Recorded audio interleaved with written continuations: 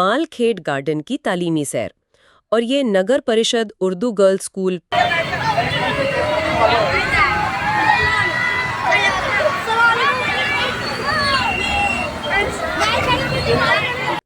لیکن ہم یہاں صرف واقعات کو دہرانے کے لیے نہیں بیٹھے.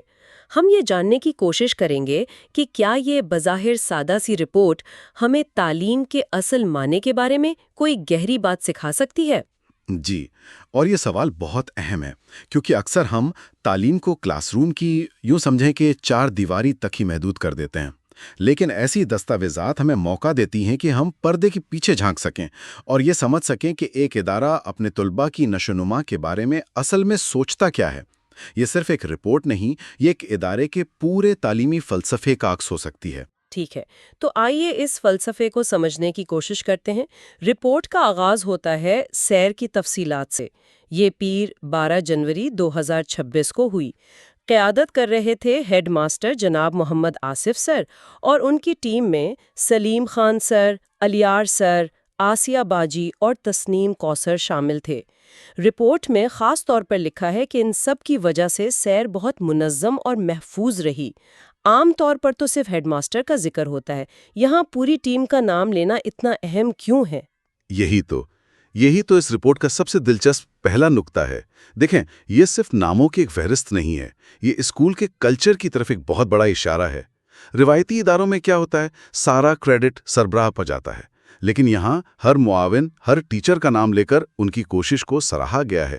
اس سے یہ ظاہر ہوتا ہے کہ یہ ایک ایسا ادارہ ہے جہاں اجتماعی کوشش یعنی ٹیم ورک کو اہمیت دی جاتی ہے. اچھا. اور یہ طالبات کو بھی غیر محسوس طریقے سے یہ سکھاتا ہے کہ کامیابی کسی ایک فرد کی نہیں ہوتی، بلکہ یہ پوری ٹیم کی مشترکہ محنت کا نتیجہ ہوتی ہے.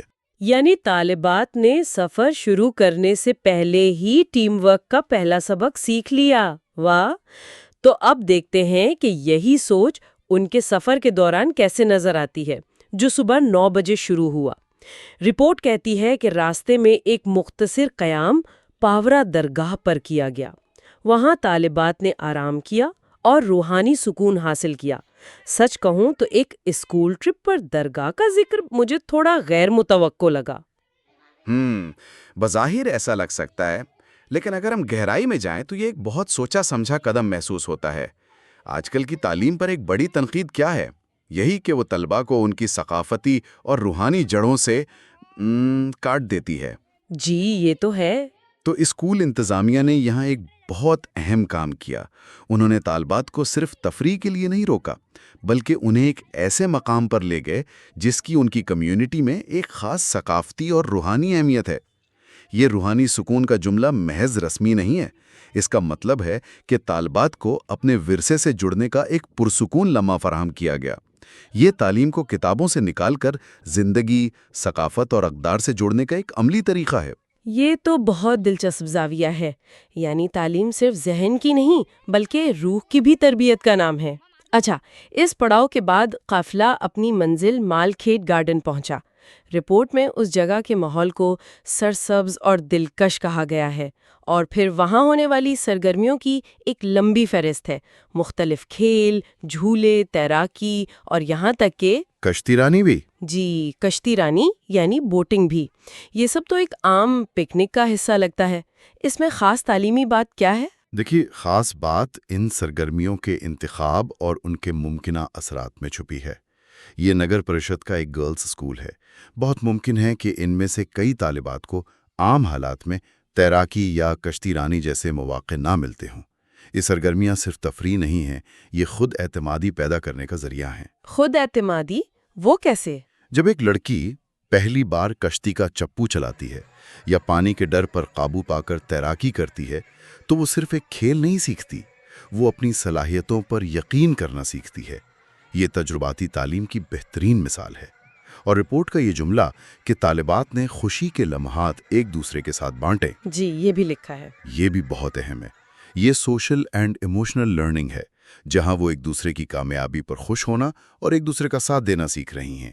تو آپ یہ کہہ رہی ہیں کہ یہ جسمانی سرگرمیاں دراصل ان کی ذہنی اور جذباتی نشوونما کا باعث بن رہی تھیں؟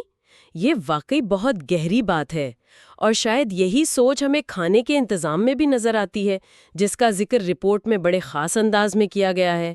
بتایا گیا ہے کہ دوپہر کا کھانا اسکول میں ہی روبینہ باجی اور سائرہ باجی نے نہایت محبت اور محنت سے تیار کیا تھا۔ پہلی سوچ تو یہی آتی ہے کہ شاید بجٹ بچانے کے لیے ایسا کیا گیا ہو۔ بالکل، اور یہ اس سیر کا شاید سب سے خوبصورت اور انسانی پہلو ہے۔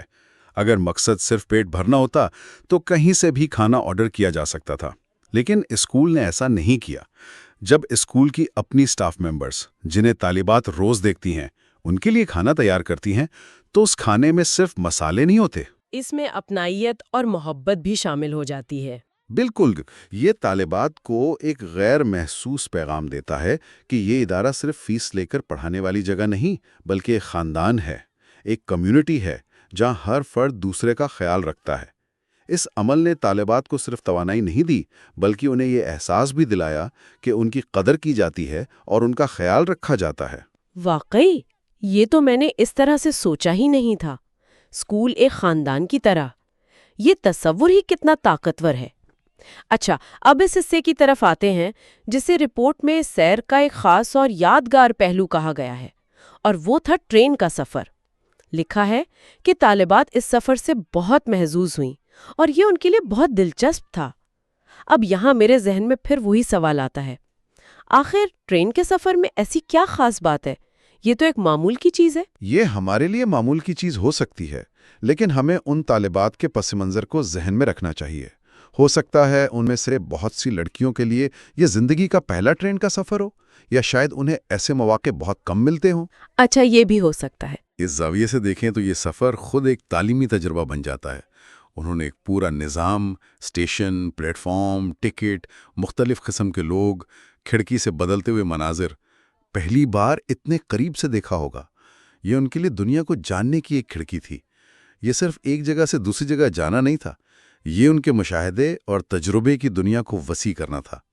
اسی کو تو حقیقی تعلیم کہتے ہیں نا۔ صحیح۔ اب مجھے سمجھ آ رہا ہے کہ ہر قدم اور ہر انتخاب کے پیچھے ایک گہری سوچ تھی۔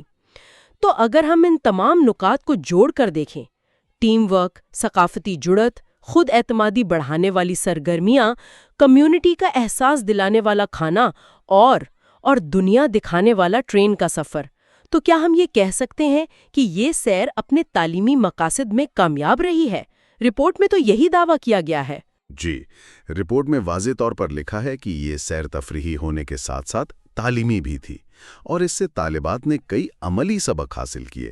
ان اسباق کی فہرست بھی دی گئی ہے: باہمی تعاون، نظم و ضبط، صفائی، وقت کی پابندی اور قدرتی ماحول سے محبت۔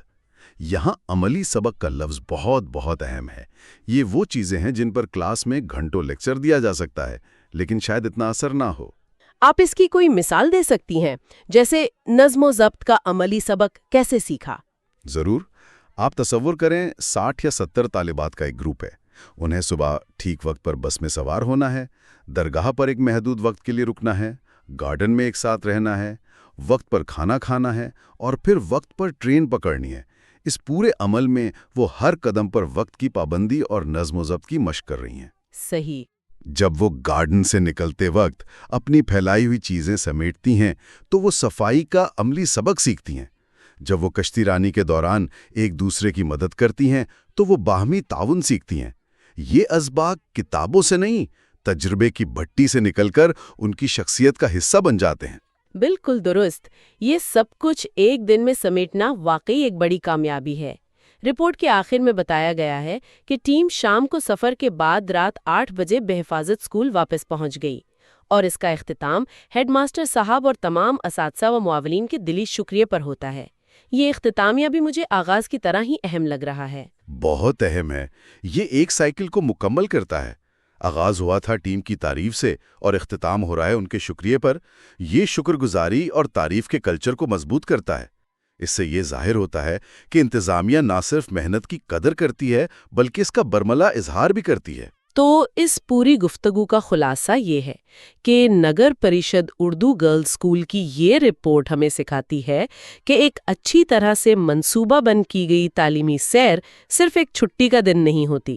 یہ ایک چھوٹا سا لیکن مکمل تعلیمی ماڈیول تھا جس میں سماجی، جذباتی، ثقافتی اور عملی زندگی کی مہارتوں کو تفریحی کے پردے میں بہت خوبصورتی سے پرو دیا گیا تھا۔ بالکل، اور یہ ہمیں اس بنیادی سوال پر واپس لاتا ہے جس سے ہم نے آغاز کیا تھا۔ یہ پوری بحث اس خیال کو جنم دیتی ہے کہ شاید ہمیں تعلیم کی اپنی تعریف پر نظر ثانی کرنے کی ضرورت ہے۔ کیا حقیقی تعلیم وہ ہے جو صرف چار دیواری کے اندر کتابوں اور امتحانوں کے ذریعے دی جاتی ہے، یا پھر اس طرح کے تجربات جہاں ہر لمحہ، ہر سرگرمی اور ہر سماجی رابطہ سیکھنے کا ایک موقع فراہم کرتا ہے؟ تعلیم کا زیادہ گہرا، زیادہ بمانی اور زیادہ حقیقی تصور پیش کرتے ہیں۔ یہ ایک ایسی بات ہے جس پر ہر معلم اور ہر والدین کو سوچنا چاہیے۔